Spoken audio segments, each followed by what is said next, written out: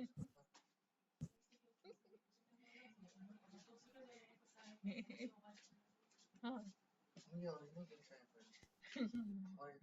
देखा देखा मुंह देखा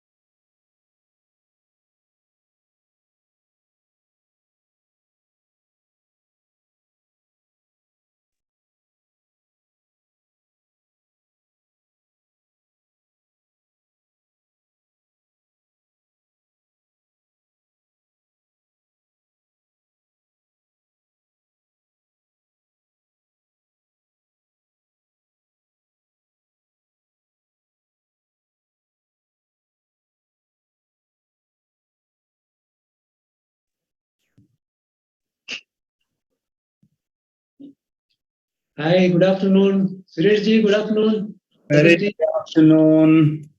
Good afternoon, Sadaf ji. Good afternoon, sir. It is sir. Yeah, good afternoon, Kishore. Good afternoon, everyone. Good afternoon. Good afternoon. Suresh. Good afternoon, sir. You change Suresh. Yes, Suresh ji. Hi, sir. Hey, good afternoon. Hi. Good afternoon, sir. I'm Rohit from Ahap. Yeah. Yeah. Seeing Suresh Krishna after a long time. Yes. Good to see you all back here. Yeah, It's nice to see that we are. Kishore, it is good to see you. Kishore Tuli, I'm talking about. It's good to see you. yeah, he is in the industry now. Anil, good afternoon. Yeah, I say good afternoon. Good afternoon, Kishore, sir. Good afternoon. Good afternoon. Yeah, good afternoon. You have a presentation? Okay. He will do presentation today. Sunny, live. HSC. Good afternoon, everyone. Hey, Shashi. Yes. Hi, Banu. How are you? Yeah, Bhanu is now in.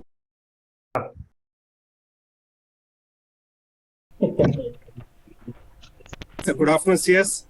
Good afternoon, Srinivas. Yeah. Ready, Garu, good afternoon. Good afternoon, everyone.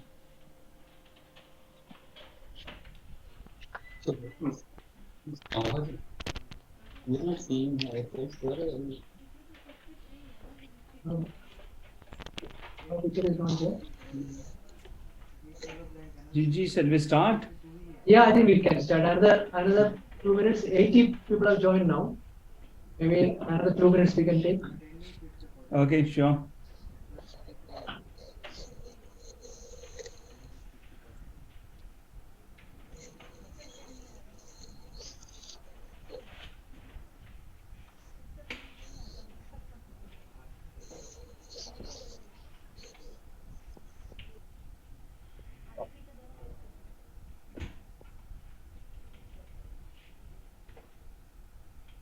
Yeah, I think we can start. Good afternoon, everyone. It's good to see you all people, and it's very interesting that to see our old colleagues also over here. And this time we are really looking forward for a very detailed but very crisp discussion on how can we strategize our intervention in AP and Telangana. So to give you a bit of background, so all of us, we know that we have already got the court's this your order. However, to understand it in details, From Sadhan, we went to meet government and also NABARD, RBI, everyone to understand what's their perspective. I won't get into that one. Mr. Mamen is there to update us that what exactly has transpired and what's their view. But what we actually are looking forward for is at the end of this meeting, there will be certain consensus amongst us because we have seen what we have done, what we have contributed, but how everything has been squashed. So, what would be our action plan? What would be our point of caution? How to work with government? How to bring everyone together and really reach to the poor? So, we have to discuss on this one. And today, I'm very happy that we got a wonderful moderator and also the speaker. So we do have Suresh Krishna. Everybody knows we wrote as sector expert, but he is, really good in he's a very known name. We do have this Mr. Deepak Verma, Chief Business Officer from Spandana Spurti. We do have Sadaf Said from Muthoot. We do have Srinivas Bonam, Head Inclusive Banking, IndusInd Bank. We do have Sridhar Tumkuri from Sasidhar from MD, he is MD Subke. We do have Mr. C.S. Reddy. So he is CEO AP Mask. We do have Kishore Mangalvede. He is COO of FinCare Small Finance Bank. And we do have Mr. Kishore Puli, our old colleague. He is a chairman of Prakashna FinTech. So we do have this kind of constellation today. It would be good to hear from them. So having said so, we would like to invite Mr. Mamen, ED and CEO of Sadhan, for his opening remarks and formal welcome. Thank you, everyone. Over to you, Mr. Mamen. Thank you, Dr. Sarabal, and welcome. Good afternoon to all of you, and welcome for this important meeting on discussion about AP and Telengana. I think it must be after a very, very long time, we are formally joining together to discuss about microfinance sector and how it can be expanded in AP and Telengana.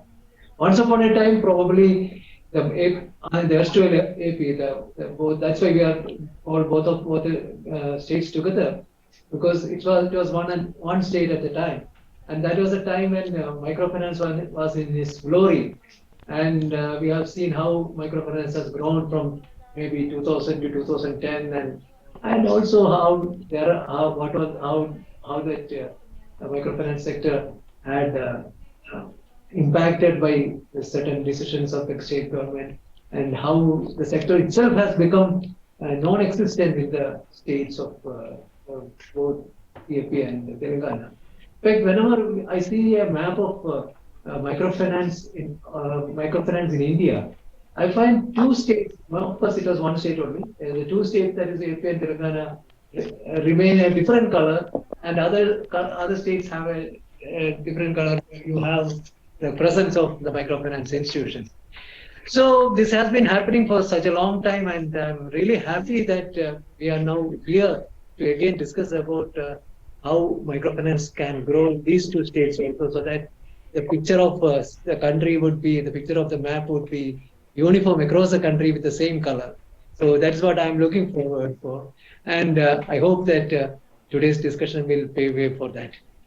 As Dr. Saibal said, after the Supreme Court order came, we thought that we should have a ground reality check. So we went in the month of April to the state of Telangana, basically Hyderabad, where most of the bigger players are there. So we met the government officials, we met the stakeholders like RBI, NABARD, we met some of the senior microfinance institutions and their leaders. And some of them are already there present in this meeting also.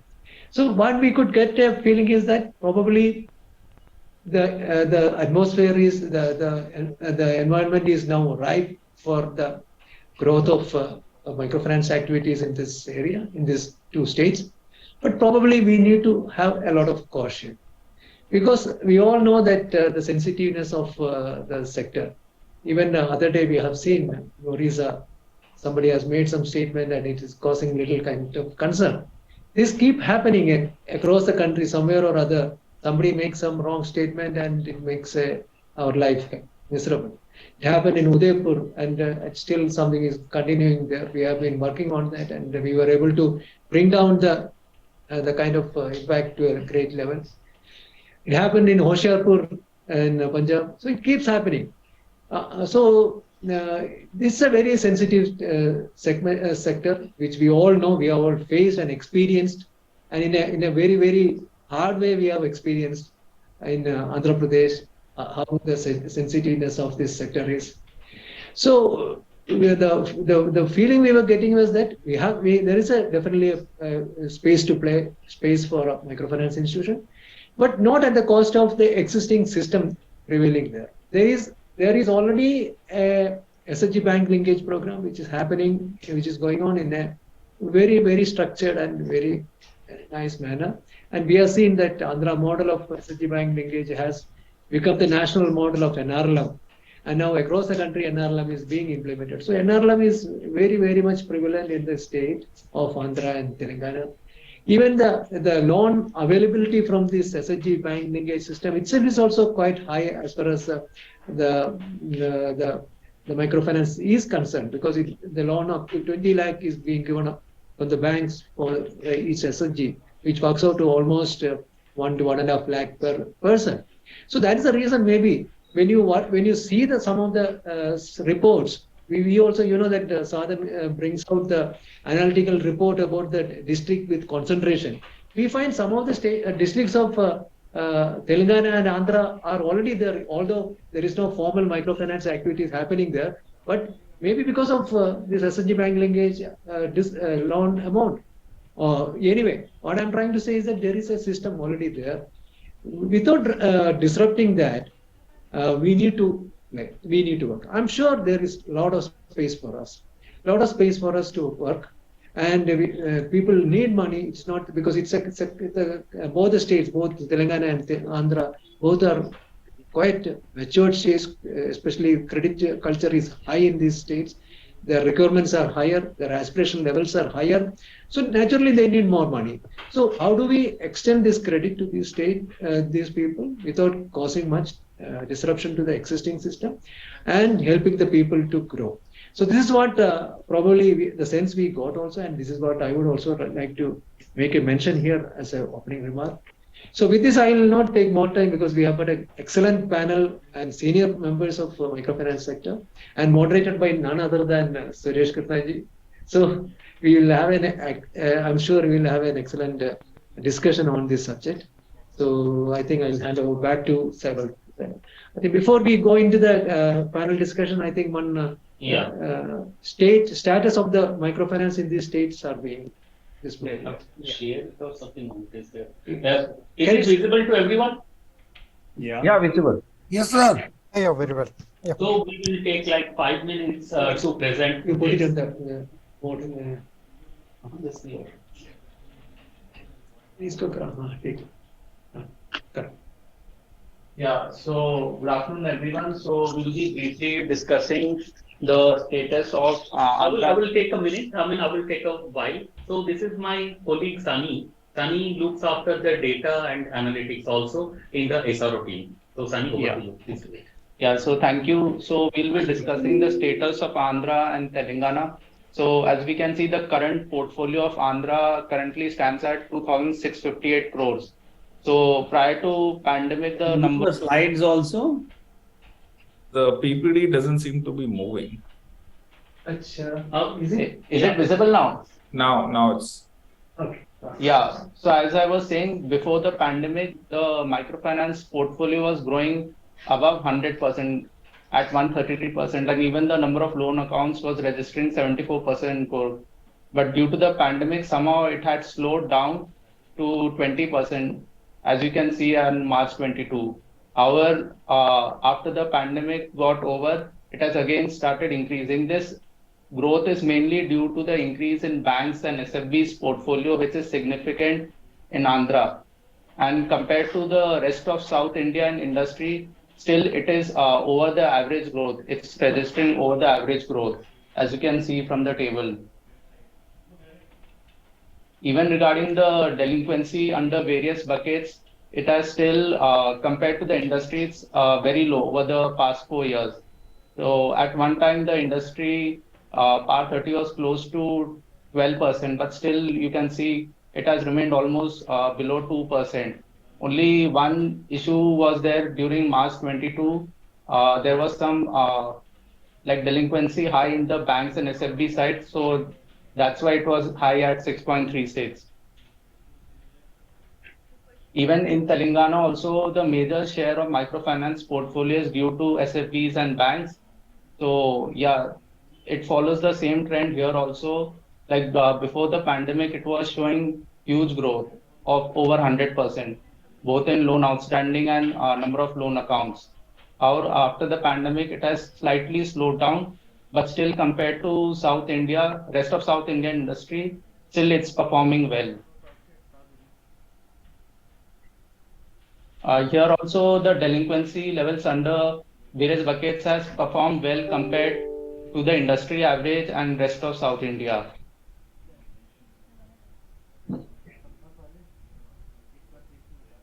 Done? SSG. Huh? SSG. Where is this SHG? Yeah. It's not there. Some. So you tell. So there is this also we have collected the data of SAGs to give us a kind of understanding that what is there. What Mr. Momin was telling about the existing system, we are seeing that there is 63,000 crore in Andhra Pradesh.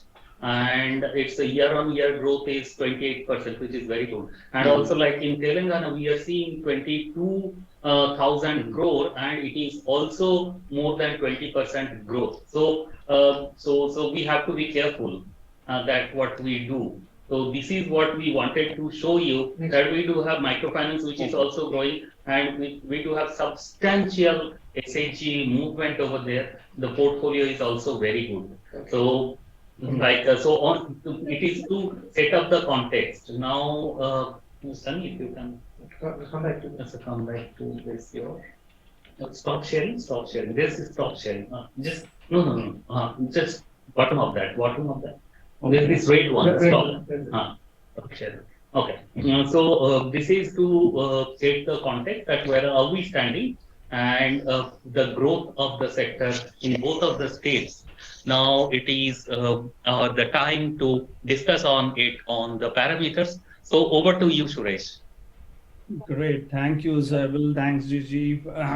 And good afternoon, everybody. It's so nice to see that all of my many peers are here who had been in the thick of the AP crisis in 2010. I think it's nice to see many of you here. But I think I should, at this point, I should also say that we all are sorry that there are many people who are not there, who got really impacted very negatively of this microfinance crisis.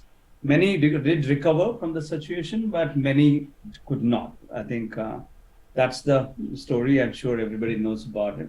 I just want to highlight a few points, and then probably I think I have a fabulous panel here. I think I'll ask them to each one of them to talk. I do recognize that I think Reddy Garu needs to leave early, so when he will be speaking and sharing his thoughts first. Just before that, I just want to bring everybody's attention.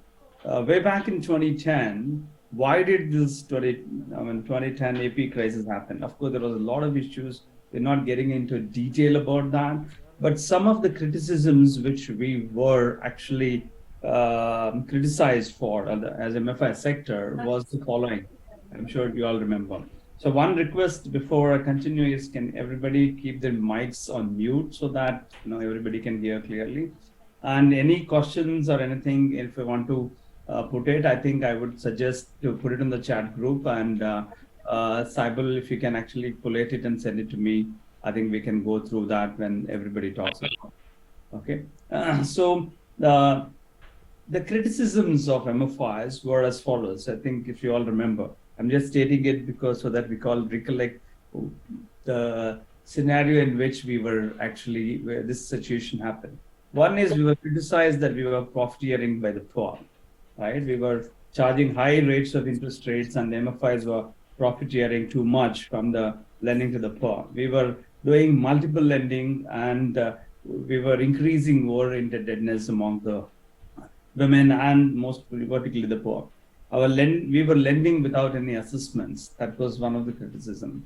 Without assessing any repayment capacity, that's what I meant. Our recovery practices were bad, and we were using strong arm tactics and then snatching away their assets and then pushing them into, sell their jewels or even vessels in their houses, or somebody was going into prostitution, somebody was committing suicide because of our bad recovery practices. And overall, we were not transparent. That is what were the criticisms, what we were all criticized for during that period. I'm not saying that all institutions had this, but unfortunately, I think in some places, some of these were true, because some practices of recovery were not so good, which was leading into, some suicides, was prostitution and selling the assets. Those did happen, because there was a study, I think, which was done by, I think, Sadhan and Microsave. I think all of us together had done it at that time. That did reveal there was some fire during that. That was the background in which this act actually came in. If you look at the act, they never said we should not do microfinance in both the states, but they only made it so difficult that we will never be able to operate that. Some of the things where we had to register in every single district for us to operate, and we were asked to we were asked to take prior permission from the government or the authority before we can lend to anybody in the state. And we were also asked to collect repayments only in presence of the government official, and interest rates cannot be more than principal. These were some of the things what happened. So it's so nice to see that at least finally, I think the High Court and Supreme Court has held that we are MFIs, at least the NBFC MFIs regulated by Reserve Bank, do not come under the jurisdiction. But during 2010, there were a lot of NGO MFIs. Not everybody had actually moved into the NBFC categories that time. But now I think most of the MFIs have been, or NBFCs, unregulated by Reserve Bank. So key questions which come to my mind now, if we are going to restart, I think it's been so many years that microfinance activities came to a standstill in AP, and of course in AP and Telengana. I think Reddy Garu might be able to give you the current status and the thinking and what should be the precautions one needs to take. But the key questions comes to my mind at this point of time is, if we are going to restart, what is the message we are going to be sending out into the public there? That's the primary question which comes to my mind. This is probably, I think each of our panelists can think about answering that. What is that? Because we were lending money, the banks and financial institutions were lending money, and now all of a sudden government came and said, don't repay, and nobody repaid. So that means the message was people did not repay all the MFIs and the financial institutions. That is the message which went. Now, what is that? How are we going to correct that situation? What is that? What is the message you're going to go and talk to them about? If you're going to lend to them again, are you going to say it's okay? What has happened, now we will all start fresh? Or what is the message you're going to think? Will people repeat this again? Because we were all thinking at the time, clients would be very supportive of MFI operations because we were the first people to actually go and then provide them financial services. But clients did not really bother about it. So that's the point which comes in. And also the local political leaders and the local leaders who have taken this advantage. How do we deal with them? What is the messaging? How do we convince them that this is the new law and what the Supreme Court and High Court has said? So this is a primary focus if we are going to restart in Andhra Pradesh and Telangana. So maybe we should answer these questions so that if you're going to do that and how we are going to be solving this particular message. Rest of the things, I'm sure you all know how to actually set the operations and things like that. But the crux is the people at large now have been used to certain things. Now, that is the change what you need to bring in the mindsets of so many people. So this is what my view is. This is my questions in my mind. So we'll start with Reddy Garu. If you can probably in your sharing your views and opinion. If you can also include what is Srinidhi doing today in AP and Telangana, and what are the status of SHGs and how they are doing. I know Sadhan presented it, but I think it'll be good to hear from you because you are the key veteran. Over to you, Radigaru. Thank you. Thank you for this little background, Suresh. Thanks to Sadhan for organizing this, and good afternoon to everyone. This is kind of, it almost looks like a full house. We have 131 people in the meeting. So that's good news that there is interest and enthusiasm about Andhra Pradesh and Telangana. And I also, by the way, deliberately requested and invited both Srinidhi of Andhra Pradesh and Srinidhi of Telangana to join this meeting. So we have, I think I just saw Mr. GVS Reddy, the MD. He is the founder, CEO or MD of Srinidhi. I think, there are maybe a few points that I want to make without taking too much time. Suresh, 5 minutes? Yes, Radigaru, 5 minutes to everybody, and then we can open it up. Yeah. I will kind of have to slip out, so that's one of the reasons why I'll be just, but I'll try to be very brief.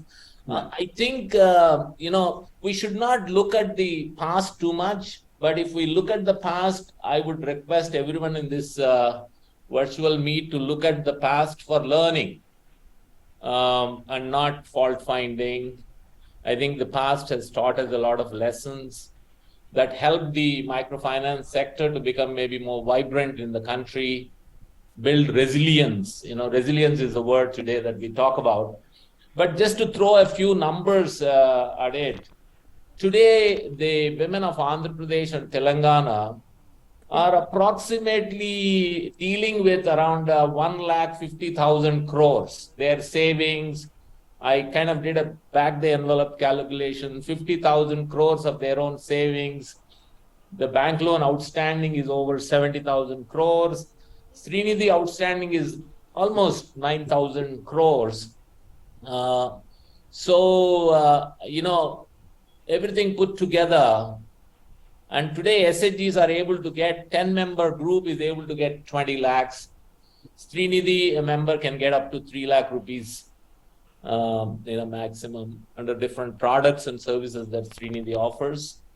Of course, the interest rates among all these is low. Srinidhi, I think, would offer at around 12% or so. So today, in terms of the funds, I would say like Andhra Pradesh, Telangana being the states with high CD ratios, even in the so-called microfinance, we have quite a bit of outstanding. Another pointer I want to mention for the people in the meeting is the urban SHGs in Andhra and Telangana are also very strong. I think we have around 3.5 lakh self-help groups in the urban areas. In fact, today, Telangana is more urban than before, part of the bifurcation of the state into Andhra Pradesh and Telangana. And I think if you combine the SHG bank linkage of urban SHGs in the whole country, you have that much loan outstanding for SHGs in urban SHGs in Andhra and Telangana. So I would say, like Gigi mentioned, we need to have caution.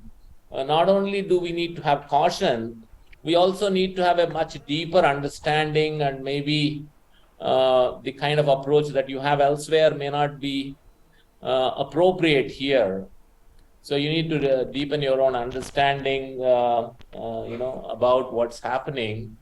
I guess one of the issues Suresh mentioned was this, the collection practices and things like that. But the debt trap was one of the real issues that was considered. And for all of you, Andhra and Telangana, also the loans under SHG bank linkage are interest-free. While Srinidhi, they collect the loan interest, and if the government decides to release it to the groups later on, that happens sometimes. But SHG bank linkage and finance for agriculture is 0 interest rate, both in Andhra and Telangana. So that's just the context. So I think for any organization, you need to maybe rethink your model, rethink your engagement, and I think as Gigi mentioned, not to destabilize whatever the work that has been done. In fact, one of the reasons why Srinidhi has been promoted as a community-owned financial institution owned by the Mandal Samakhyas was to fill that void created by the microfinance institutions leaving the states of Andhra and Telangana. So I would say that you need to really look at what is happening. Is there already too much of money in circulation among the members, among the women in the state of Andhra Pradesh and Telangana? Are we talking about enterprise finance? Are we talking about MSME? Are we talking about getting into sectors like food processing? Also the methodology itself, are we looking at more the individual lending rather than group-based methodologies? So if the microfinance institutions have to do something which is useful for the women of Andhra Pradesh and Telangana, not for the profit of the microfinance institutions, but as a service for the financially not so included, then I think there is a need for product innovation, process innovation, and look at maybe more effective use of technology. By the way, almost all SHG members in Andhra Pradesh and Telangana now have individual bank accounts. So I think, so when the MFIs left in 2010, 15th October, or a little after that, in these 13 years, a lot has changed. So I would say, you need to really deepen your own understanding, and you can't just bring what you're doing in Madhya Pradesh or Maharashtra or Bihar to Andhra Pradesh and Telangana and then think that it will be successful.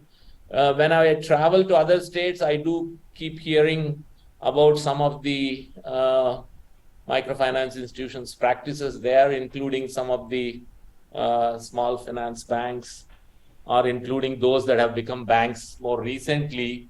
So, and we are now in the year of elections, both state elections, and both Andhra and Telangana go to elections. Government of India, we have the general elections. So I would say take a year of deepening your understanding. Also, till now, the government has not come back and made an appeal about the order, the court order. So maybe there hasn't been much of a thought given by the state governments. So I would say, take a call based on your understanding of what's happening in the country and what's happening in the two states.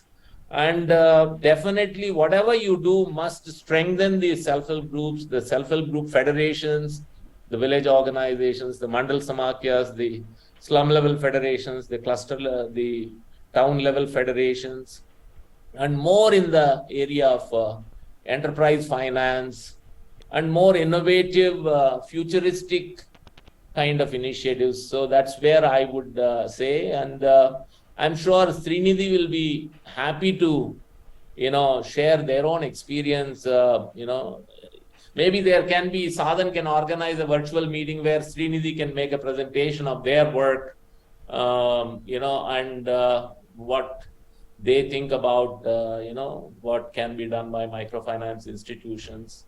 I would say, I will never say that there is no space for microfinance institutions, but I'm only pointing out that the space is there for financial institutions, maybe not microfinance institutions, as they're conventionally known as. So maybe I'll stop there, Suresh, and then you can move on. Thank you very much. Thank you, Gigi, for inviting me to share a few thoughts here. Thank you, Ricardo. It's nice if you can stay back and stay on for some more time, but given the time on hand, what we have, I'll move on to other people. Maybe we can start with the bank. Bonam, I think, Srinivas Bonam, I think you can start with the bank perspective, and then we will talk to others. Your 5 minutes now. Thanks, thanks to Sadhan and thanks Suresh for the opportunity.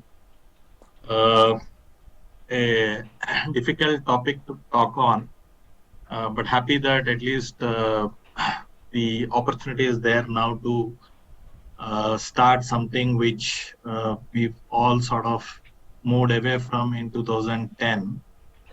The area which used to be the mecca of microfinance at one point in time. The opportunity is there, and like what CS was just mentioning, the opportunity is huge. I think AP and Telangana do it's a very vibrant credit market out here, and will continue to offer opportunities for players who do it responsibly. Just to give the size of the market, the overall credit. See, one of the things that you touched upon, what is the message we want to send when we restart? The key aspect from a bank, and talking from a bank's perspective, if one has to enter, we will see whether the credit culture is intact. So we did evaluate on the credit culture through some of the data available from RBI, and largely it appears that AP and Telangana continue to have a very good credit culture, demonstrated both in terms of the growth in credit vis-a-vis the other states. It continued to maintain its share. The overall market in a banking system wise, if we look at both AP and Telangana, will be about 12.1 lakh crore, which is about 10% of the overall banking system in India. A reasonably good share of market. And if we extend this to the small borrower segment, which is the point which CS has also touched upon, that may not be pure microfinance, but we may be seeing some graduation into the larger ticket loans. So if we look at a small borrower segment, so less than 2 lakh loan, the size is about 1.31 lakh crore. This is between AP and Telangana out of the overall all India banking system reach of about 10 lakh crore. So that's about 13%. So largely what I'm trying to say is that the credit culture is intact. And if we look at specifically the performance of the portfolio, that's also seemingly better than the all India average. And so no major concerns per se.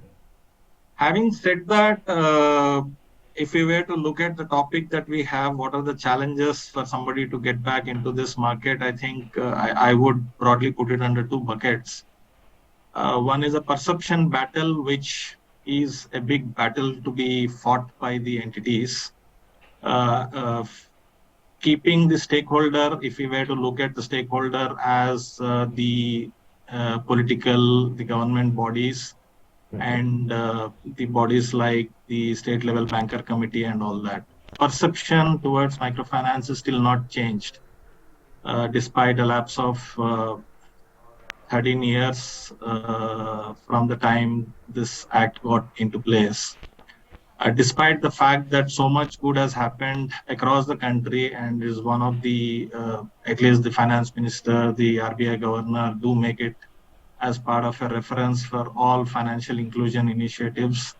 A lot of good work has happened, but perception is still not very good towards the sector. If we talk to some of these sections on a one-to-one basis, that's one battle which has to be fought.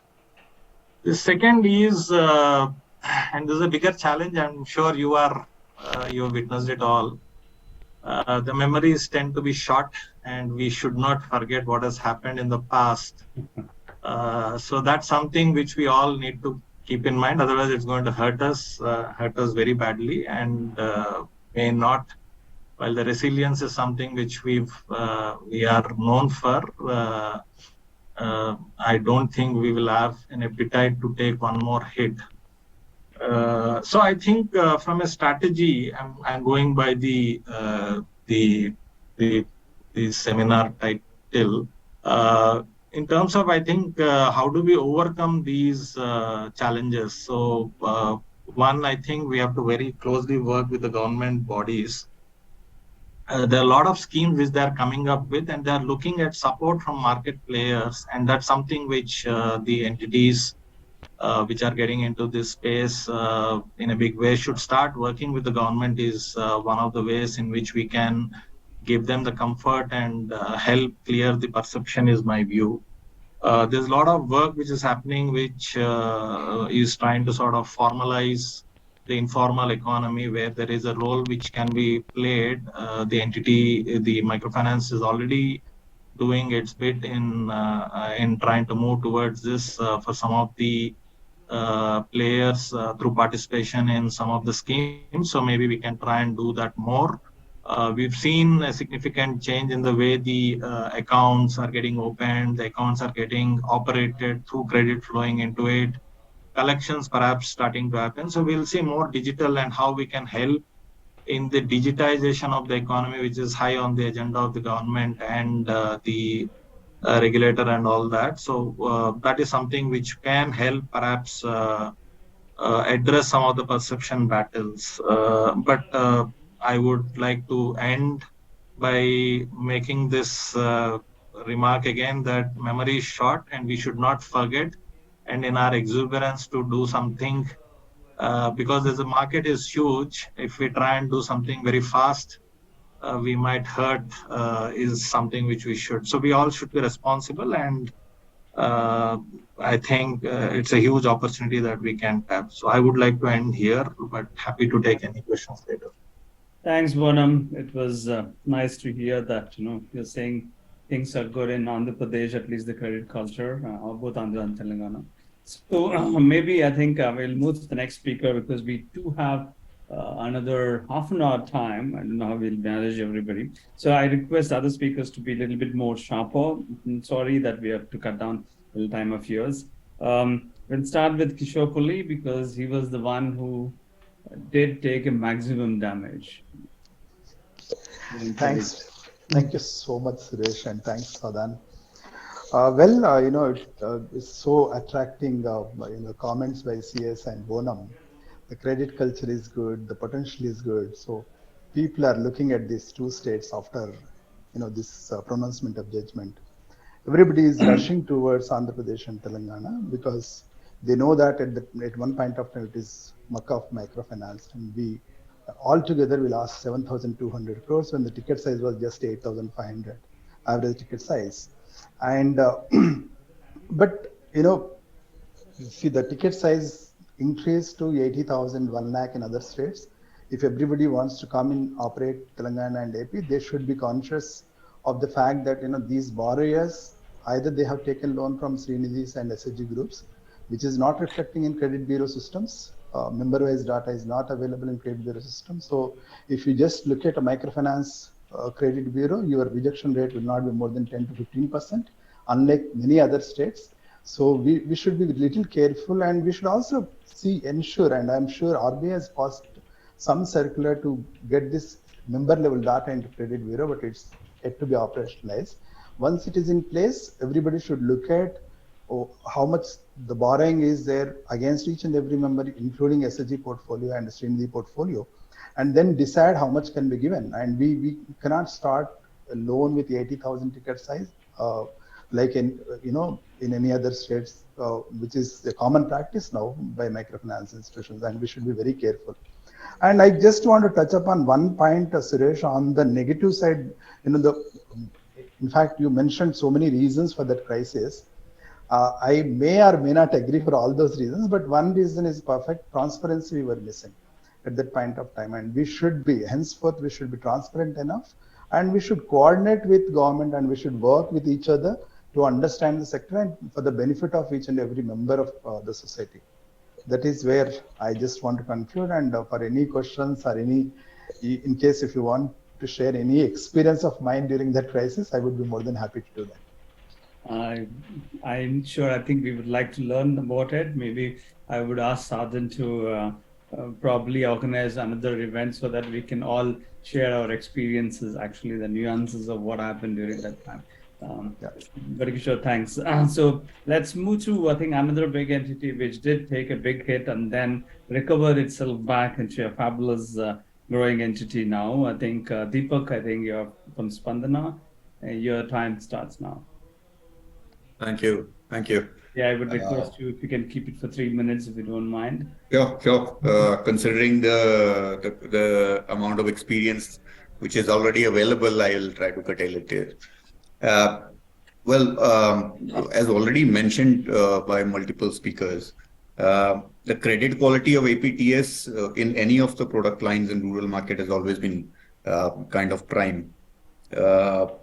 While we have been present in certain geographies doing individual loans as Pandana, but one of the biggest challenges, the difference now is the customer itself has quite changed from what it was in 2010 to now what it is. The banking knowledge, the perception of having their own records being damaged, all that is already quite prevalent in the geographies. Having said that, considering the size of the market and the quantum of business growth possibility there, the normal reaction generally is going to be everybody rushing in and opening branches across the geography. But that's something which, like some of the lending which is already present in the market and is not available to us to verify, is one of the biggest challenges and problems that's going to arise. Because as already mentioned, even in 2010, as the clients start getting over leveraged, that's when the whole problem arises of wrong practices of collections or anything else which follows. So as mentioned, some of the messages I was reading that we should not be entering, we should be waiting for the elections to get over, is again a call every organization will take. But I guess there is enough possibility there. The only thing to be taken care is we do look at the client and as the primary objective, that we do not overburden the way we were doing earlier. And I think as Srinivas said, the memories are short. We do forget some of the mistakes we made earlier. So it would be probably a good practice to actually study the market, know the geographies, know exactly what kind of leverage is already present with our clients, and then pursue the expansion plans, which I'm sure a lot of organizations are already in place.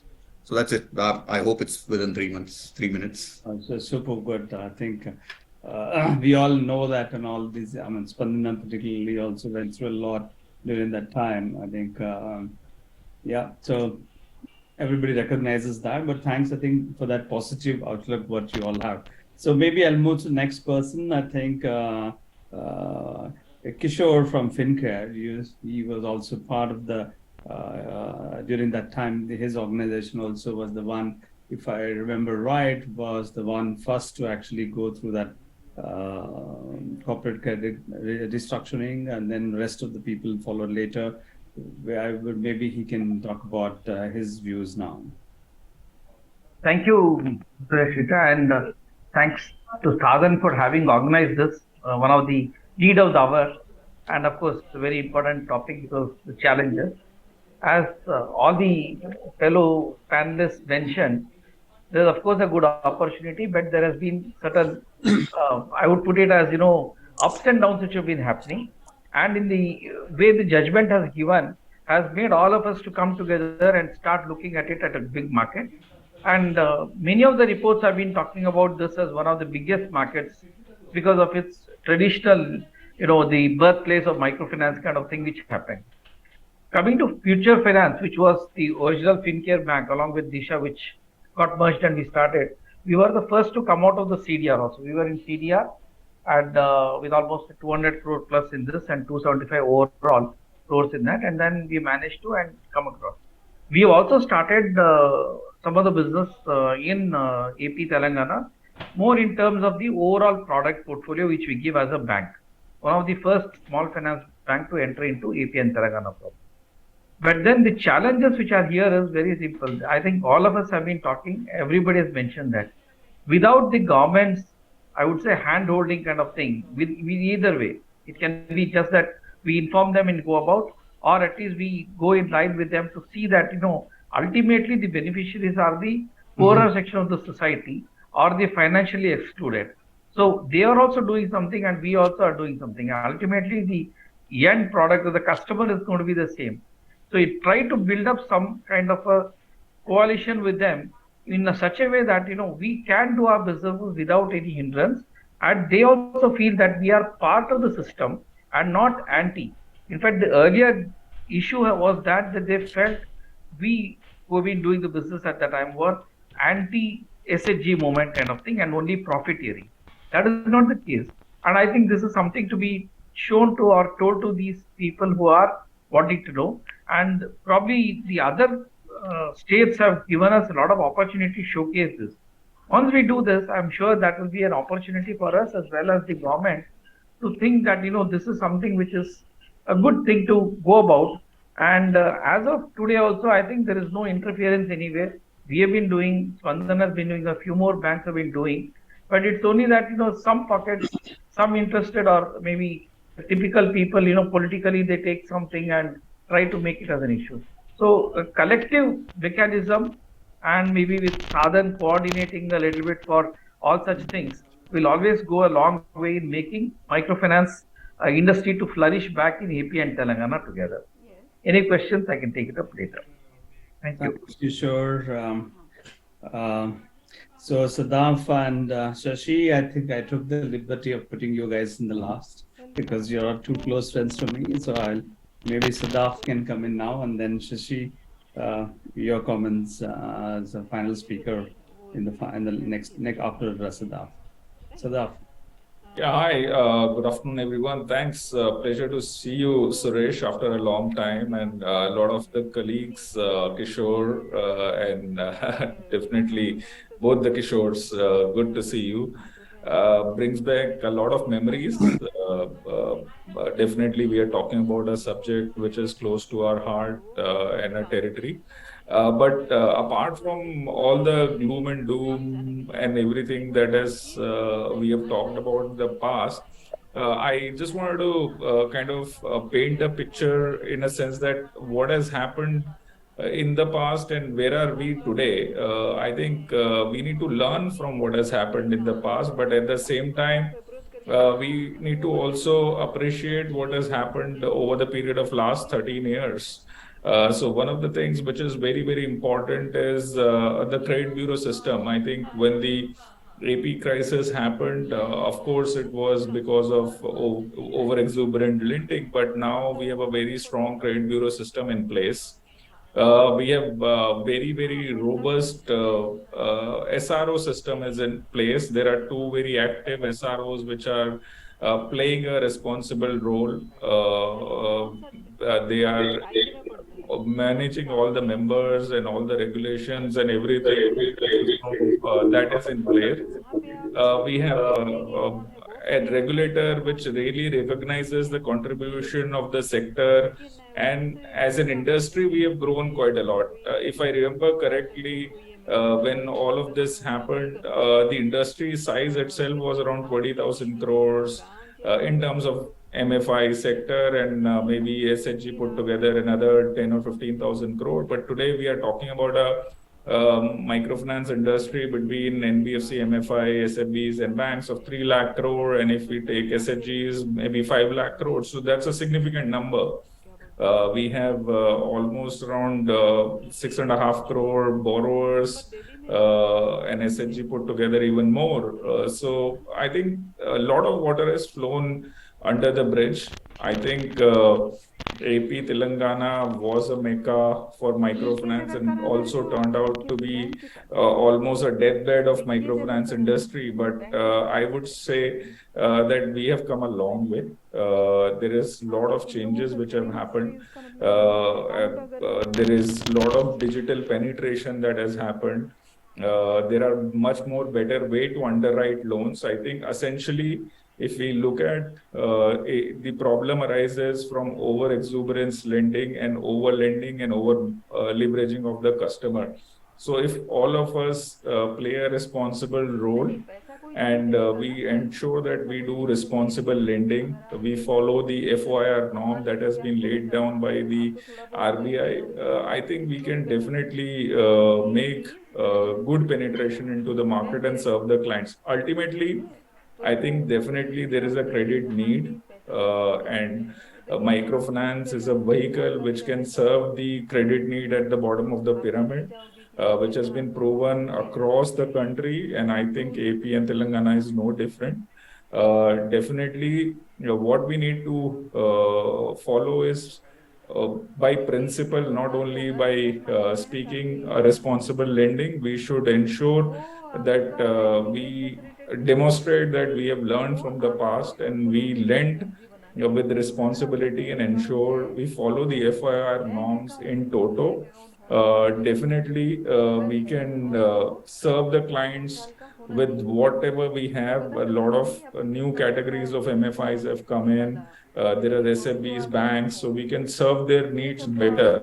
So I think, in summary, I would like to say the opportunity is there for everyone to take. But a word of caution that we need to be more responsible. We have to be more cautious and use all our diligence to underwrite customer in a more sophisticated manner so that we don't over leverage the customer. As long as we follow these principles, I think we will do good amount of business in this area. So that's all that I would like to say. Thanks, Siddharth. Shashi? Thank you, Suresh. Thanks, Sadhan, for this opportunity. And speaking last I have an advantage of not speaking much because a lot of things that I wanted to mention are already mentioned. But I would resonate a lot with what CS started with, wherein I think the note was a bit of caution in the sense that what we do in many other states or all other states probably need to be relooked at. The business model and the process innovation is very critical for us because this is an opportunity. I would rather take this as an opportunity to enter a state which is very mature in social lending space, because SHG lending numbers, if I see, even the Andhra Pradesh SHG lending penetration is much higher than the highest of microfinance lending in any state in India, which means that the government machinery is working very, very effectively and has actually grown to meet majority of the credit needs in the bottom of the pyramid, apparently. It looks like. It's not that the opportunity is not there, but opportunity is not as big as it is in other states, is what I understand from the micro lending perspective. Hence, it is an opportunity for us to innovate and perhaps complement to what is being done, the great work done by the government machinery, Srinidhi and others in the state. For the lack of having microfinance institutions, they did fill quite a bit of a market space out there. So I think we as MFIs should perhaps look at Andhra and Telangana as a graduation market, not as a replication market. And hence come in with new ideas, new processes, co-create products with the existing machinery, existing programs, and perhaps help these SHG members, which eventually would become JLG members in some sense or the other. But instead of creating new groupings, if we can help these members access capital of a different scale and size and complement to what the current programs are supporting them, I think will be a much more welcome note for the current administrations as well in these states. So I would take that message very strongly, that perhaps this is a very good ground for innovation and of course digitization, given the states in the south are much more digitally savvy, and AP and Telangana are no different, although internet penetration in AP Telangana are relatively lower than other southern states, but perhaps that's more because of the urbanization in these states. The rural areas are not that much connected, but nevertheless there is a lot of scope for innovation in my point. I would also say there's nothing wrong in waiting and watching to an extent. I don't think there's much of an early mover advantage or early mover advantage in these two states, because there's a lot of history. Not much is forgotten by various stakeholders. So I think it's great that we have more than 100 participants here, but it's also a bit nervous because all of us are excited to come back. But I think we all should make sure that we come back with the right time, in the right way. So elections are around the corner. Perhaps post-elections is the right time to re-engage in this market and not so aggressively before that. That's one point that I would like to bring out. Of course, it's individual decisions, but from my perspective, it's important to keep that in mind. The last point I would make is the fact that the current market is very, very used to zero and low interest pricing, I think it's very important for us to think about that aspect as well, and how we can be a second lender in the market, first lender being the SHG bank linkage or Srinidhi. How do we fill in the gap with the pricing that is continuing to be the same as it was when we exited this market, more or less. So I think justifying that as an industry is very critical because that was one of the big contentious points when we exited. So I would just want to leave those thoughts for all the peers to think about and calibrate the move in the market, and not necessarily be too excited about it. Thank you. Great, thanks, Shashi. So before I think we can let other people ask their questions. So maybe I will request everybody, if you have any questions or if you have any comments, please do put it on the chat box there so that we can collate it. I think Saibul is collating it so that we can pick it up on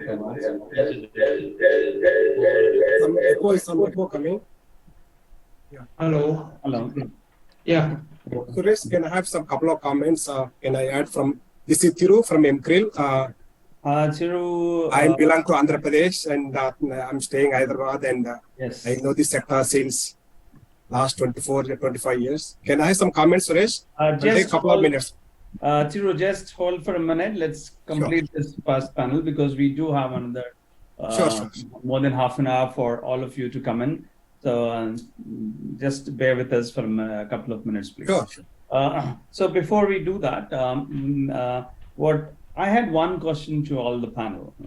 See, if you remember, or if you all, I think most of you also mentioned, one of the major concerns for most stakeholders is over-indebtedness and lack of transparency. When coming to over-indebtedness, if you look at the Andhra ordinance, or even the Malagam committee, or even the RBI's regulation, came out with this thing that one person cannot be member of more than one SHG, or they cannot borrow from more than 2 MFIs. Of course, that was modified later. This came in from the point that people were seizing the opportunity and borrowing money from multiple places, whether they can have the ability to repay or not, but they were getting into indebtedness. So this problem per se, not exactly in the same form, but in any other form, will always exist. I don't think so. People have learned lessons. I mean, like Bonham started saying that, memories are short and we keep repeating the same mistakes. I mean, we have seen that in the financial industry that repeatedly people fall for the same thing. So, I mean, if you all, each one of you can take a minute or two and respond to this thing that what is that as MFIs or financial institutions or the new evolved institutions now from what we were in 2010, what are those things which we need to take precautions so that this issue of over-indebtedness will not arise once again? So we can start from Deepak. Sure, thanks, Suresh. See, the first, what I can kind of think of is the first step which companies take when they enter a new market, and especially for a market like AP and TS, where virtually every organization is going to be planning to be entering most of the geographies. It's about, going first is looking at the data, whichever is available right now, because while some of these government schemes are not there on the system to be checked out, but at least be aware of the indebtedness. And secondly, whatever RBI, there are certain norms now set which were not there in 2010 when this whole industry was running in APTS. There are certain norms specifically mentioned on FOIR, a number of, so the household income. So there are certain general directives given. It would be a good idea not to have separate organizational level, risk patterns to be taken up in the beginning at least. Initially, it would probably help if every organization, whichever is entering, and when we are approaching the clients and the groups, to adhere to the specified norms. As the industry progresses and as we have more data onto the system, like we said, the state run schemes which are currently not available to us to actually judge. Once we have those in the platform, then obviously every organization can have its own risk appetite on which way they want to go. But the first would be, more calibrated growth into the geographies, not just run amok with probably with a set target of number of branches to be opened in the next 1 year. Second would be, yes, do try to adhere to whatever are the norms being mentioned as of now, and go by the data, whatever is available on each client. Thank you. Siddharth? Yeah, sure. Suresh, as I said during my time, I think responsible lending is the key. And earlier, we were though an industry, but we were operating in silos. Now we have a more cohesive approach. So there are code of conducts which have been prescribed by SROs. All of us need to ethically follow them and ensure that we don't, in our over exuberance, go out and breach those codes. A lot has changed. The lending rates and everything are now pretty transparent, and the mechanism that RBI has put in is pretty robust. I think all that we need to do is to follow those rules in toto, in letter and spirit. As long as we do that, we should be good. And I agree with Deepak. Now a lot of data is available. We need to study that data, do the data science, and understand that which are the borrowers which are more likely to default or get overburdened. So avoid those borrowers. It's good for us, good for the borrower, and for the industry.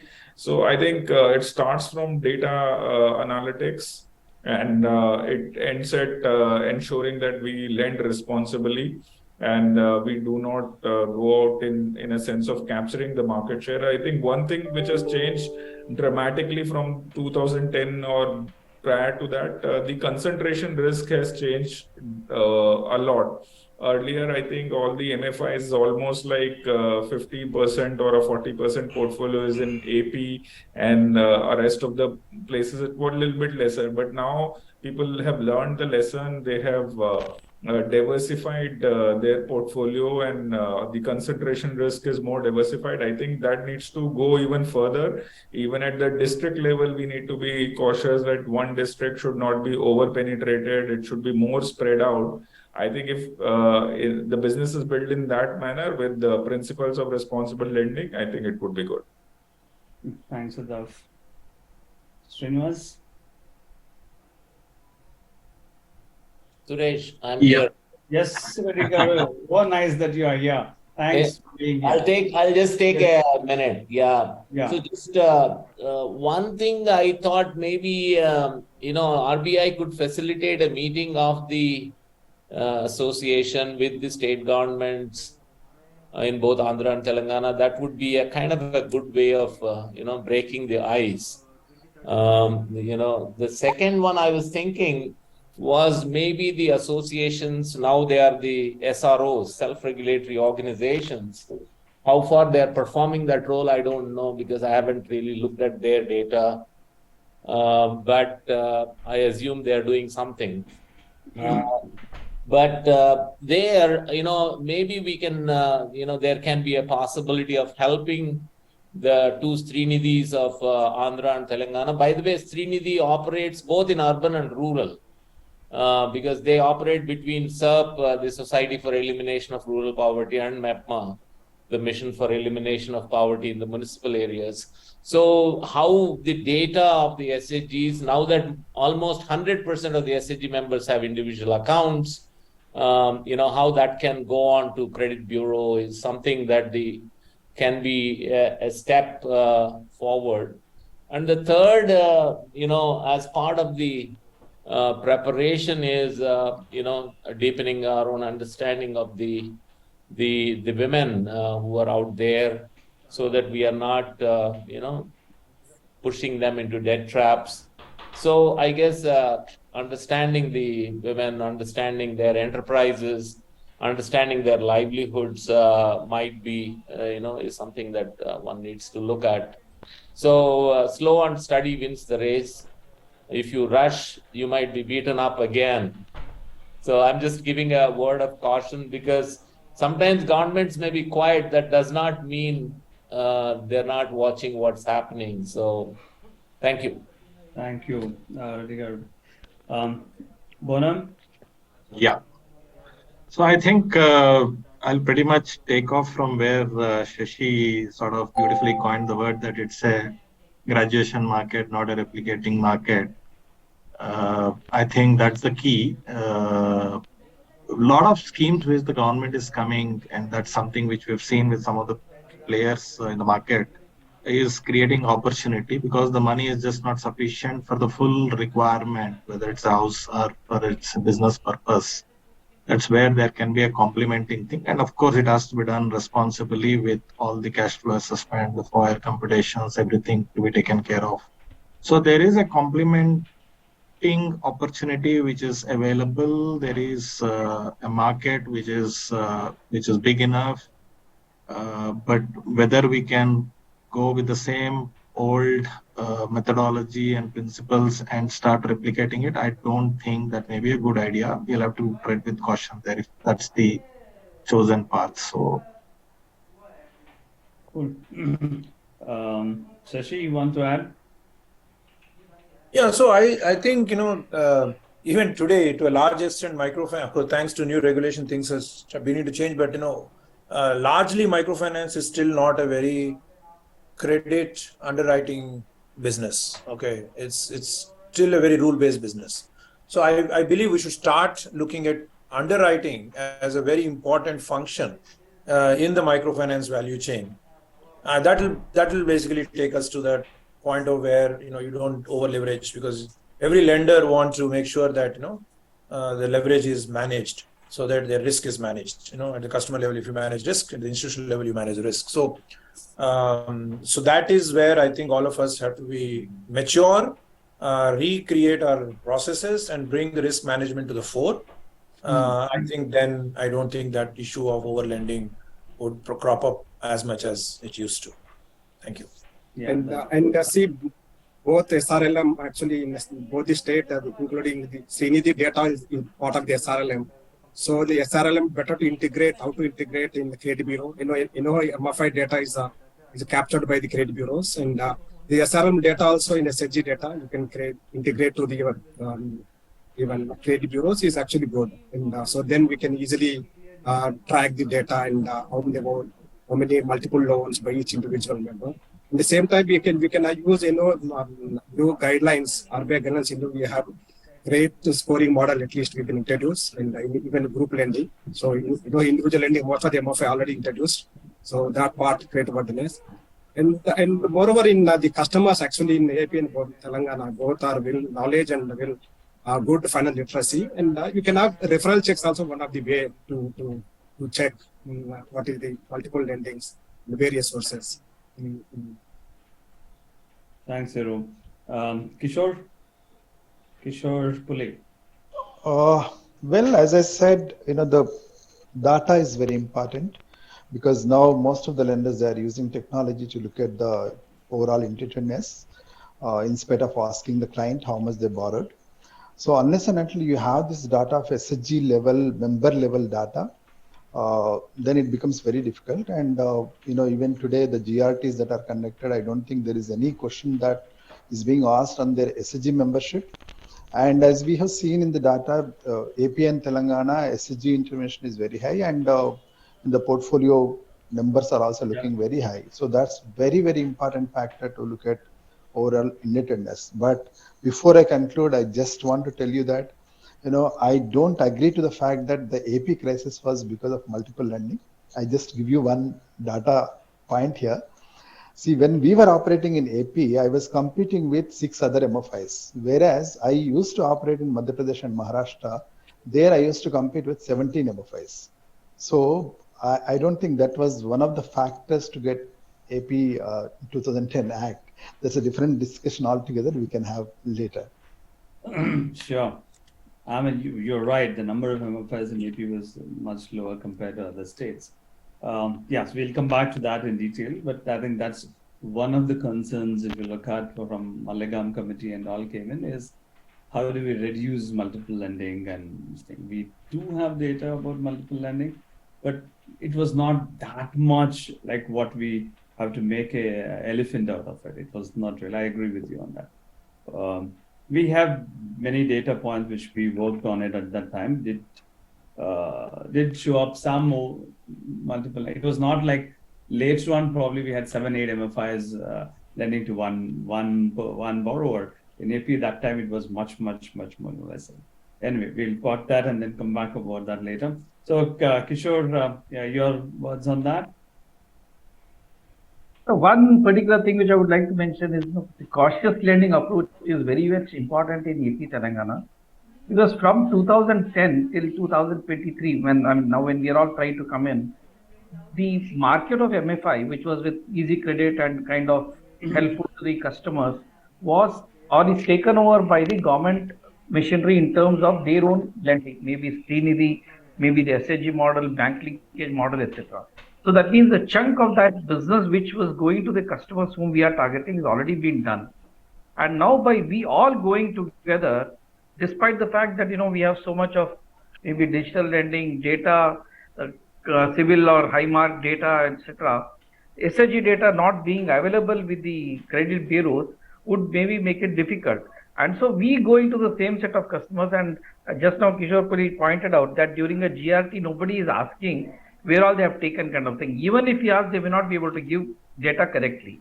So with that, this can make that, we looking at whatever thousands of crores of business here from all of us together can probably add up to the existing number of business which is already done by the government institutions with whatever schemes they have. So whether the repayment is going to be possible, the household income is sufficient for all these things. That means following the RBI guidelines to the core is very, very critical when we start launching this. And all of us who are going to be playing should look at that, especially the FOIR and the household income, so that this can be told to any agency or any of these regulators also that how we are following to the T in terms of all these things, and so there should be no problem. Thanks, Kishore. So I think I would like to open it up to others now, and probably we'll come back to the panel a little later. So maybe the first thing, I think somebody, CS Reddy Garu, you said somebody from Srinidhi Bank is there. Can we have your views on this discussion, what we are having first, and also talk about what Srinidhi Bank is doing? Mr. Vidyasagar was here. I am not. Is he there? That's what I'm seeing. I think he's not there. Looks Possibly like he is not there. Acha, boss. Vidyasagar. So Vidyasagar. Yeah. Come. There? Okay. Good afternoon. Yeah, good afternoon. Good afternoon. So Vidyasagar, I think what probably you can take 2 minutes, and probably from your perspective, do tell us how Telangana and Andhra Pradesh is in terms of SHG lending and how it is happening, and what do you suggest, or what is your recommendation for MFIs to come back into Andhra and Telangana? Very tricky question to a competitor. So competition is always good for the Yes. So let me clarify. I thank you for inviting me to this Zoom. We have the lowest interest rate charging community-based MFI in the country. We charge 11%, and 11% interest rate, and of this we refund almost 1.5% to the community. So the effective rate is only 9.5%. So having said this, yes, there may be many segments where people may need money. Different segments are there. We are covering SHGs. But I can tell you almost 90% of the rural population is covered under SHGs. So also their families. So most of them are borrowing either from under SHG bank linkage or from Srinidhi. So first thing is we have to be very competitive. The second point which I want to reiterate, as many of you have already done it, responsible and cautious lending. Obviously, I think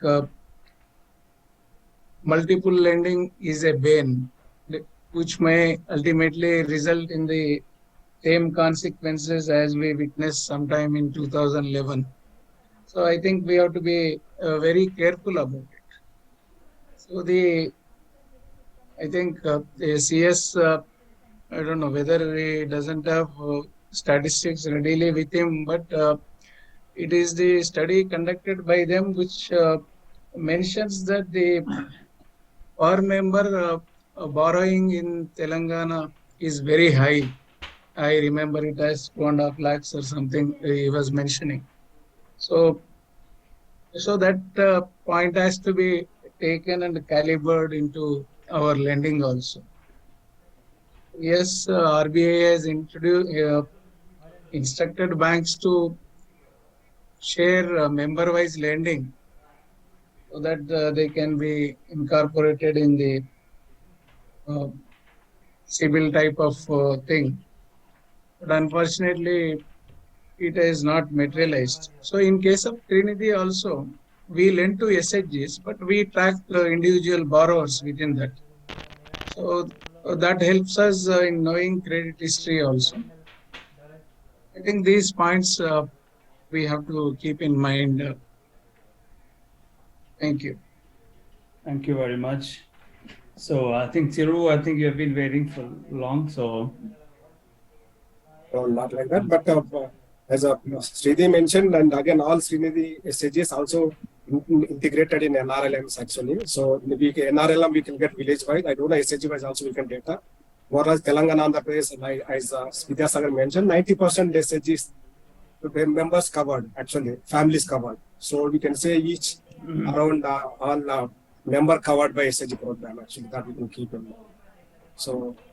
And everybody know, Suresh also mentioned various reasons, but in my assessment during crisis, we did each household death cases, we each one-to-one, we did some research.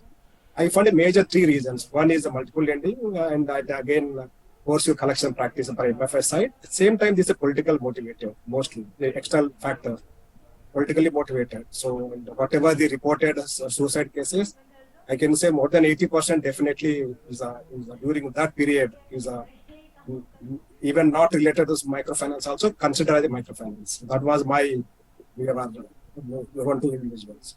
But the new High Court judgment definitely in February 2023 is definitely a positive step towards the finance inclusion in AP and Telangana.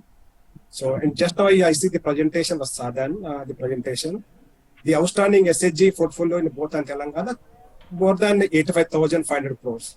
While SHG portfolio, this microfinance portfolio are just about than 4,400 crores. It is around 5% of the SHG portfolio. And even if you see the SHG portfolio, current portfolio, it much less than 30% of the pre and AP crisis, 2010. Yes. So hence I see Srinivas mentioned there is a huge market and a large market and huge opportunity for MFIs over the next 5 years definitely. And the customers in AP Telangana have good financial literacy, and again the state has very good connectivity, accessibility, and increasing urbanization. Even these factors actually more positive for the MFI increase the portfolio. So hence, the MFI must consider various business model along with the SHG even group model. You have to choose individual model and the P2P lending, fintech, BC model, various model you have to choose. So some MFI still see as a group model still is a threat. But then we can use various model and channels and technology and innovations to reach and outreach and portfolio. So this we have to consider MFI to expand in this area.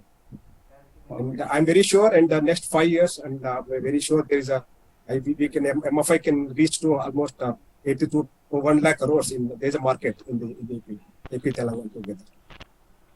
Thanks, Thiru. The floor is open in case whoever wants to. Any question? add about this? Any questions? You can questions or comments, please come forward. Or is there any questions already put on the chat? I don't see many of them. No, there are no substantial questions. Only some comments are there. Only comments are there. Then they were telling that this is your this election year, so we have to be cautious. Yeah. So this is no questions. So if there are no questions, I can ask a couple of more questions. I have one thing to say. Hi, this is Vasudev. Hi. So we have a good experience. We worked in AP Telengana for quite a good time, and my comments are not new comments other than what have been said for half an hour, 1 hour. So the thing is that there is a significant change in the behavior of the customers in AP Telengana than last 10 years ago, 13 years ago. So the data number one, risk management, and we need to assess the behavior. The behavior of the customer is much important now. Maybe Shashi can add that we may also think of including some AI-based analysis, like how his behavior over not just a credit bureau, but also from the other sources of his behavior, like his payment structure, how he is paying, whether he's spending his on cash or credit card or QR code kind of thing, digital payment and all these things. These should be taken care. Much important in AP Telengana this time. Second is the choice of staff is also important. Now the AP Telengana customers are much educated, well aware of the microfinance than 13-14 years ago. So we need to handle them very carefully with the data, with the information and all. Third is we need to know where we should stop. It is not that just we are 2 players, 3 players here in AP Telengana. We cannot run like earlier. That's it. This is what I am thinking. Right. Thank you. I think we don't have any other questions, but I have a couple of questions. I think we have some more time, right, Gigi? Yeah. Okay. Another 10 minutes. Yeah, sure. So last 10 minutes, maybe we'll do one question and then probably we'll close. I think most of us understand the complexities. I think we have everybody repeated the concern of the borrowers and then assessing the capacity of repay to the borrowers and so on. We did talk about it. But of late, I think many of you, if you have looked at what's happening in the market, a lot of fintechs are also in the market, right? I mean, they operate as BCs or agents of some other entity, which is also causing a lot of disturbance. The similar issues did happen even before 2010. We had a lot of unregistered bodies who were also lending and pretending to be MFIs, even though we had an association at that time, but they were not part of the association. Most of this indiscipline actually, or some of the practices which was not coming from the organized players, it came from these unorganized or unregistered entities. So fintechs do also have a different agenda today. So both that time we had unregistered bodies, even though we had a southern and a national body, they were not part of it. Today we have registered entities like fintech, which is also causing disturbance. So there is disturbance in the market. So maybe if what are the words of cautions which our panelists can give to people who want to restart in Andhra Telangana? Anybody can start.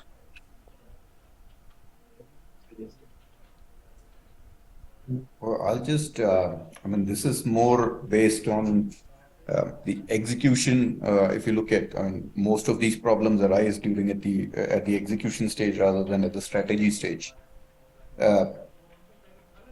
what we have seen, I mean, I'm sure we've seen across country also. And while we can keep saying that the market is different because of its historical baggage, but most of microfinance is run at taluka places, village. So this government mechanism, while the state government does come up with or does form some policies.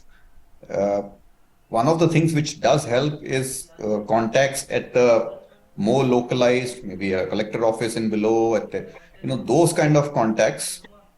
That's something which can actually help us, have a more controlled kind of reaction also, because whatever we do will bring out certain reactions because we are coming up after quite some time. So some of these contacts might be helpful. So if as an as a unified forum here, if we can also be involved into not just at a state government level or the higher government mechanism, we can also look at the village, the talukas, the panchayats, the collector offices. In these kind of places also, wherever we are entering, we get in touch with them and we kind of bring them to our fold on what exactly we are getting into. Yeah. Thanks. Kishore Pulli, you want to say something? Is there? Yeah. So, well, Suresh, see, I don't know whether we can compare with this fintechs versus Undamma Bottu Pedata type of institutions, because those were like fly-by-night players. So they were taking the advantage of MFI intervention at that point of time. But fintechs, so they are targeting a similar kind of segment, but income wise similar kind of segment, but the borrower profile wise I think they are different. They are looking at a blue collared employees and all that. So I don't think fintech intervention will cause a disturbance to MFIs as such. Okay, we need to be like these fly by night players. Any industry will have. We should be little cautious and work closely and work in coordination with each other, and SROs play critical role in addressing that issue. Right, thanks. Bonam? Yeah. So I think primarily the judgment, if we go by the judgment, what it has done is it has only clarified that the regulated bodies will be outside of the Act, which means that the Act continues and the unregulated bodies technically will have to comply with all those norms. Having said that, it's a difficult one from an implementation perspective, but yeah, I think we have to invest. One of the panelists has earlier mentioned, there's a bit of investment required in the way we will go about in the capture of information, in underwriting, and looking at things differently compared to what we do in the rest of the market. It's a tough one because the ease of the model, which is what is the strength in scaling it up faster and quicker, has challenges, and that will be multiplied if we apply the same logic in AP Telengana. So we will have to have a very different mechanism for this market. Okay. Reddy Garu, you have used?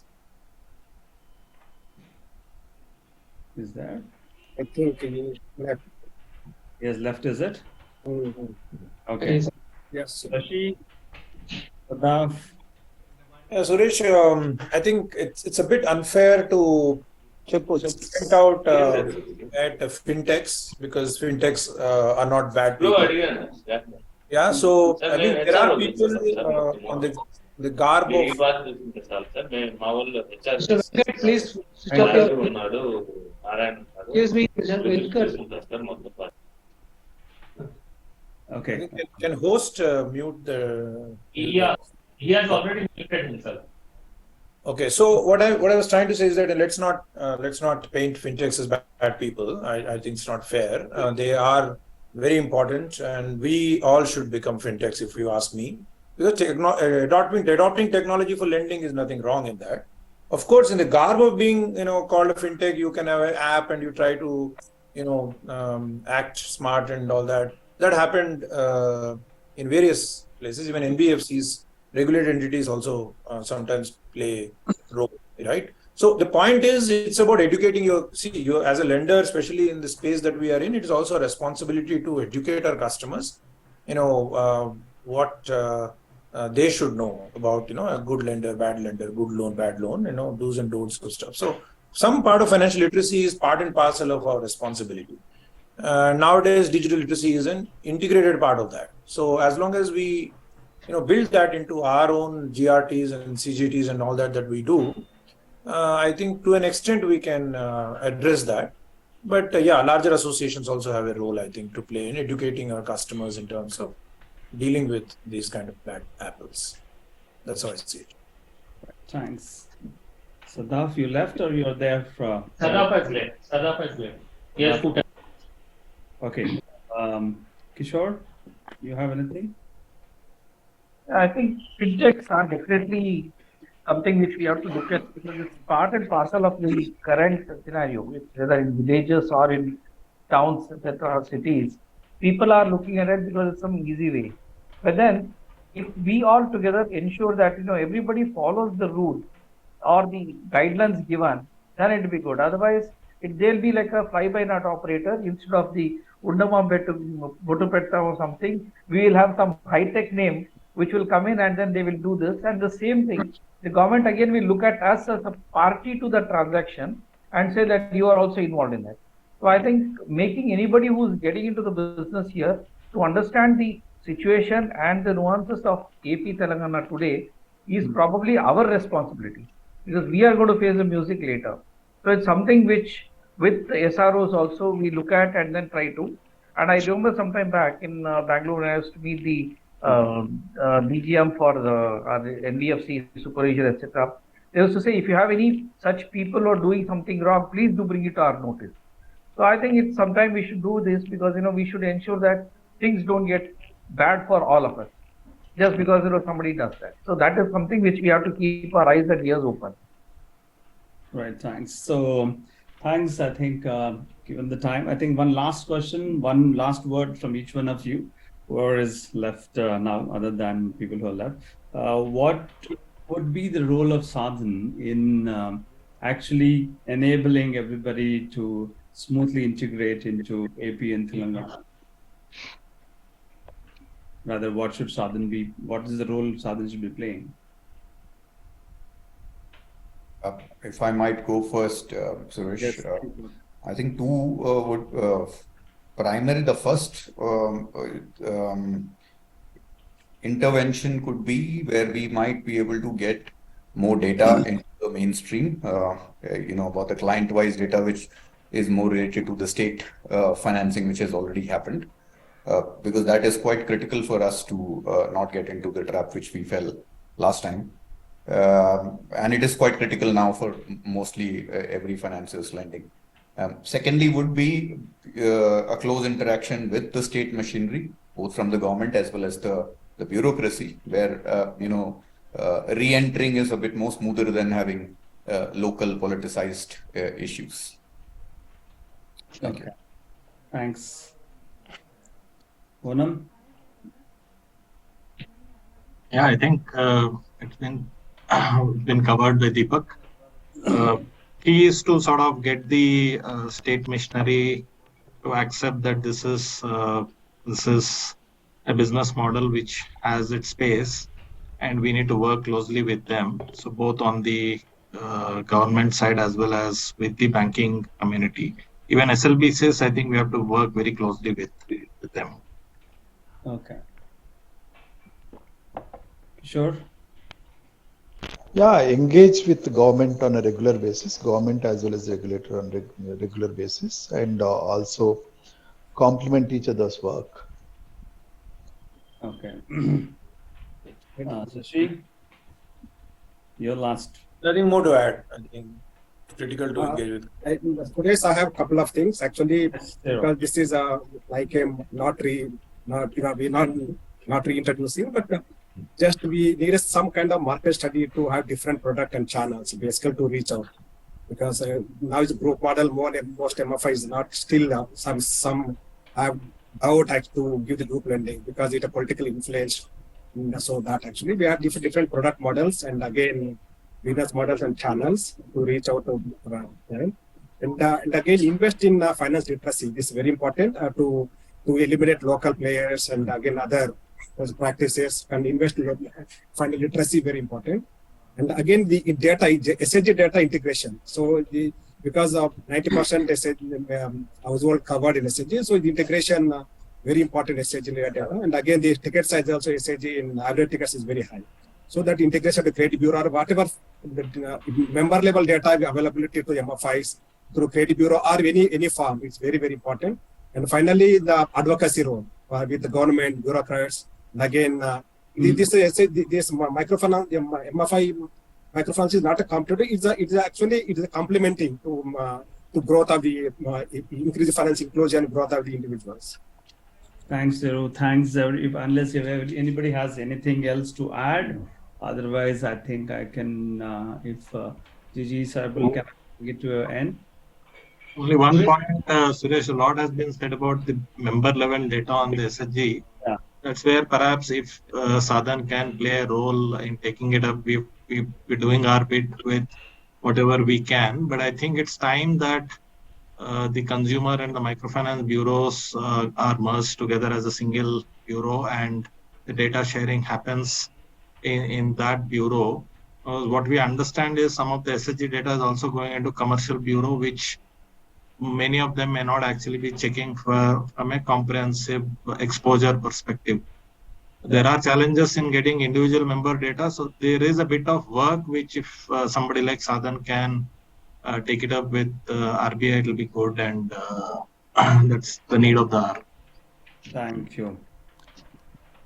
Just to supplement that point, I think as I think Mr. Reddy mentioned earlier, the average ticket size, if you have to say so, is almost 2.5 lakhs in Telangana. Probably it's equivalent even in AP. So if that is the case, considering the new rules of what RBI has put in, we are almost breaching that limit already. So we'll have to look at how the things are and then go about getting all these data from the credit bureaus and then take it forward so that we don't get into a wrong side of anybody at any point of time. Thank you. So, Gigi, can I just make final comments and then hand it over to you? Yeah, sure. Okay, thanks. There is a lot everybody has said. First of all, thanks a lot to my panel. I think fabulous experience and nuances has really been come out with from everybody. I'm not repeat everything. I'll just probably, I have made some notes. I'll hand it over to Civil and Gigi. But couple of highlights I just wanted to just mention. One is, I think everybody did say that tread with caution, be careful, be slow and steady. That's the best way of dealing with the current situation. Market is very huge and it is matured now compared to what it was when we left earlier. Follow a code of conduct. That's an important thing. I think we need to look at have a proper practices and follow properly. And key, I think, which most of our panel also mentioned is work closely with the government, work closely with not just at the state level, but at the district level, at the local level, and so on, because this is something which was missing in before 2010. I think most of us MFIs were not really operating or cooperating or integrating or aligning the local political leaders and the local bureaucracy much. So I think that's a big highlight. So I think we had made efforts in ACME before 2010 in Karnataka to actually be part of the SLBCs and DLCCs at every stage. That is one thing which kind of protected Karnataka that time from repeating what Andhra did.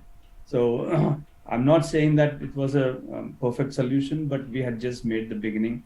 So we did have a chair in the same table when these issues at the state level was discussed. So we could actually give our version to those decision makers, because at the field, like many of you said, people can interact or people behave differently, and local political leaders versus a lot of things might happen, which we might not be able to fully control, more particularly like those unregistered MFIs who pretend to be MFIs might just pop up.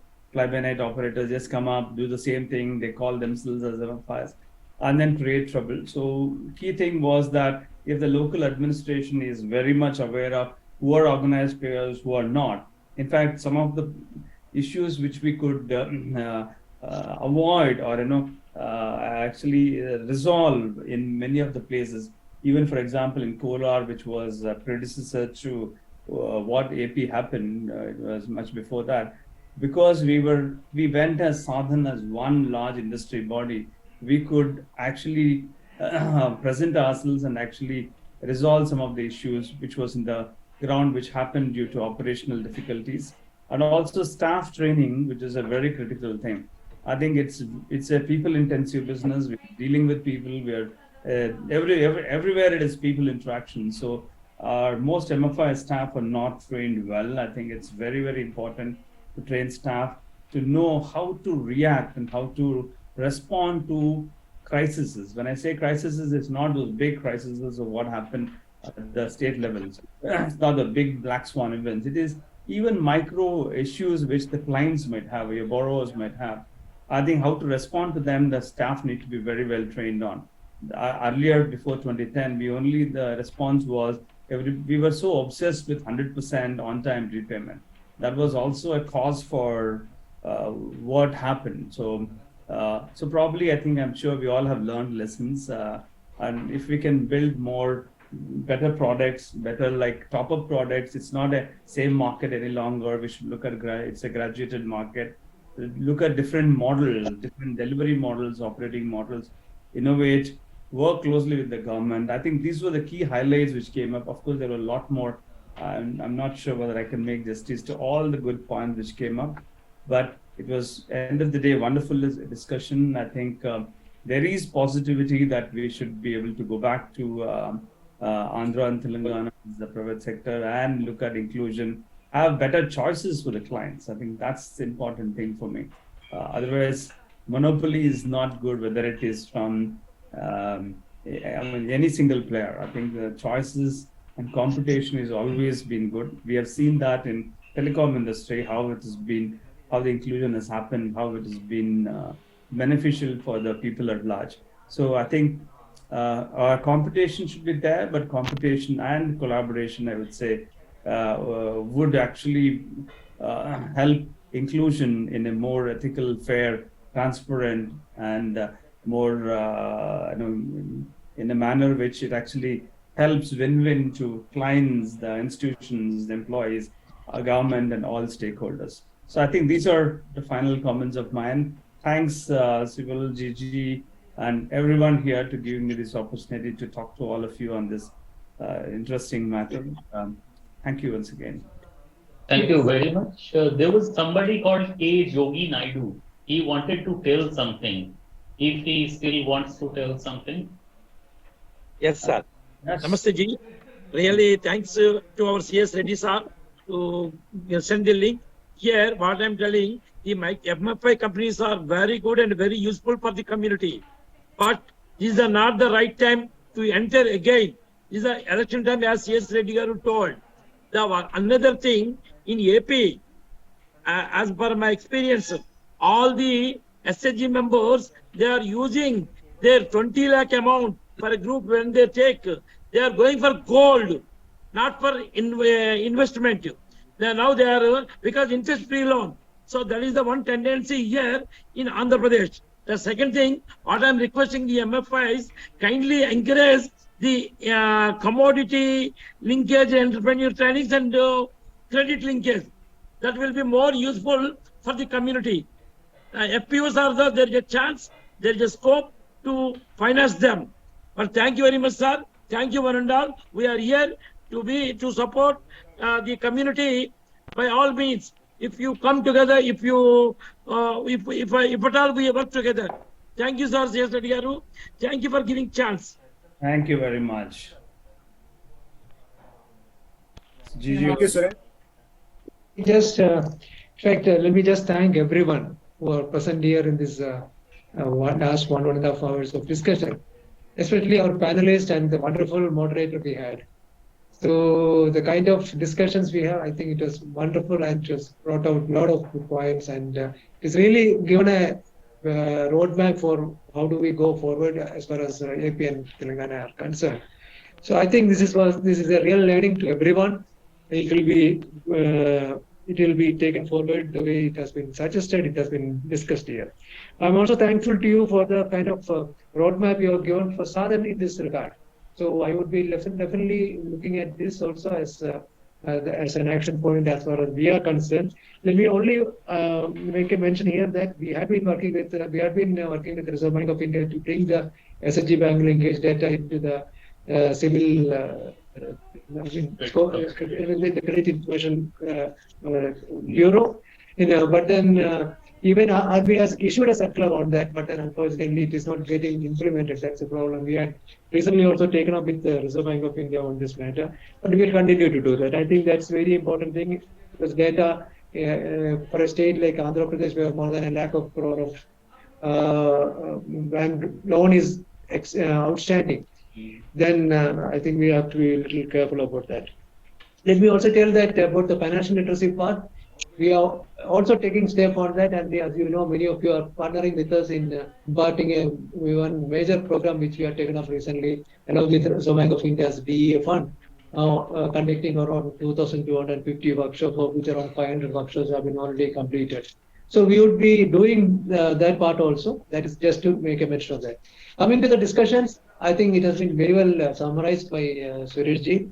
I will see some 3-4 areas. One is that everybody is, I think, unanimous in saying that there is a huge opportunity available in front of us, but the opportunity has to be taken care of with a lot of care and caution and responsible lending. Code of conduct has to be followed. The RBI regulatory norms has to be followed. So this is one thing which has come out very clearly. There is a huge scope, but then you also have to have a cautious approach to do the business. That's number one. Number two is that there is a lot of 2010 is not the same as 2023. A lot of things have changed. A lot of new things have come. The regulatory norms have been prescribed. The Credit Information Bureau has come in place. SROs have come in place. Digitization has happened. So much changes have happened. So it can't be the same thing as it was earlier. So definitely we need to have a different approach when we are approaching the new market. Thirdly, what I find is that what I take up a point from this discussion is that, see, in Andhra Pradesh and Telangana, where the SHG bank linkage program or the microfinance program had been there for the last almost 25-30 years, is a matured market. Most of the borrowers must have taken at least 10 to 12 cycles or more than that of loans. So they are all used to taking loans, and either, as someone said, that it must be using for some consumption purpose or for the production purpose. So they are used to having taken the loan. So now when we are entering it, we can't continue with the same. It has to be a new approach, a new product, a new process. So that is what innovation is, something which has been very clearly mentioned. So we have to look at this market with innovation and also a graduation market. Because as I said, somebody who has taken loans for the last 10-15 cycles, they are not needing a loan for merely a consumption. Their requirement should be for graduation. So we need to look at we need to have a different approach altogether when we are entering into this market, not the same way we're doing in other geographies. That is another point which I thought, which has come out very clearly in this discussions. And finally, if I tell the discussion, if I want to summarize, I would only say that we need to work with the government. That's an important thing. So probably for which SRO has a role to play, as an association we have a role to play. We need to work with the government. We can't work alone because the perception battle which Mr. Bona has talked about, still it is there. So we need to bring a different perception, different change in perception. So we need to work with the government. We need to work with all the authorities so that we can have a smooth sail And if that is happening, I'm sure this is going to be a win-win situation for all of us. So let's work for that. We need not have to rush through. We can always study the market. We can always understand the market. We can always understand the psychology of the market, and then go slowly. I think slow and steady wins the race. That's a final bit. Thank you so much. Thank you, everyone. Thank you, everyone. Thank you, panelists. It's good to hear you. And we'll be looking forward for working closely with you from Southern end. And yes, whatever you have guided, especially the working closely with the government mechanism, which is very important, and we give very importance to it. We will definitely have been working on it. Thank you very much. Thank you and good day. Thank you. Bye. Thank you, Sadhan. Thank you so much. Thank you, Sadhan team, and thank you, panelists. Thank you. Thanks, everyone.